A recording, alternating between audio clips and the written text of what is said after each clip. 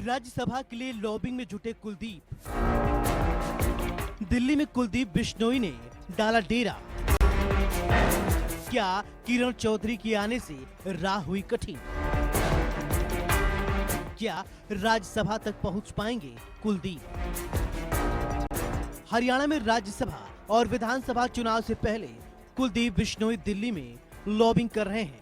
इससे लग रहा है कि कुलदीप बिश्नोई हाईकमान की नाराजगी दूर करने का प्रयास कर रहे हैं। पिछले एक हफ्ते में कुलदीप कई नेताओं से मिल चुके हैं। कुलदीप बिश्नोई ने शुक्रवार को नई दिल्ली में केंद्रीय ऊर्जा, आवास एवं शहरी विकास मंत्री मनोहर लाल से और अमित शाह से मुलाकात कर चुके हैं। कुलदीप इन नेताओं से कर चुके हैं मुलाकात। मनोहर लाल केंद्रीय ऊर्जा मंत्री, विप्लव कुमार देव बीजेपी प्रभारी हरियाणा, धर्मेंद्र प्रधान केंद्रीय मंत्री, अमित शाह केंद्रीय गृह मंत्री।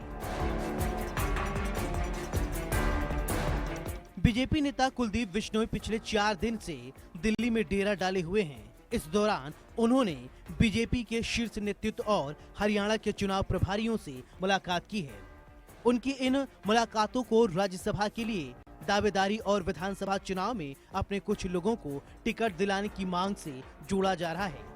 कांग्रेस से किरण चौधरी के भाजपा में शामिल होने के बाद पार्टी के अंदर राज्यसभा की सीट के लिए मुकाबला कड़ा हो गया है।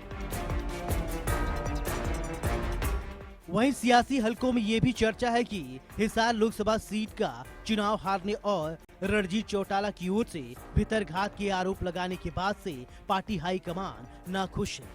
इसलिए कुलदीप बड़े नेताओं को मनाने के लिए दिल्ली में डटे हुए हैं।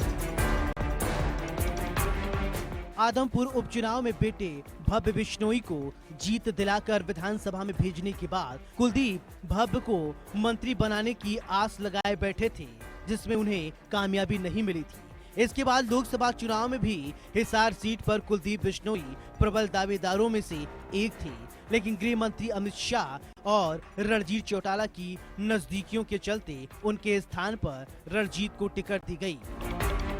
बीजेपी में शामिल होने के बाद कुलदीप बिश्नोई पार्टी में सक्रिय हैं। पिछले साल हुए राजस्थान चुनाव में उन्होंने कई सीटों पर सक्रिय भूमिका निभाई थी। राजस्थान में प्रचंड जीत के बाद माना जा रहा था कि बीजेपी उन्हें इनाम के तौर पर बड़ी जिम्मेदारी दे सकती है, मगर ऐसा नहीं हुआ।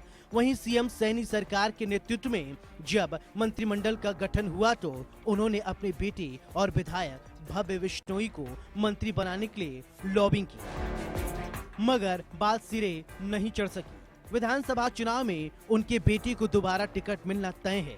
ऐसे में कुलदीप के लिए राज्यसभा जाना सबसे मुफीद रास्ता हो सकता है, लेकिन सवाल इस बात का है कि किरण के बीजेपी में आने के बाद कुलदीप की राह कितनी आसान होगी, क्योंकि किरण भी राज्यसभा के लिए आस लगाए बैठी हैं।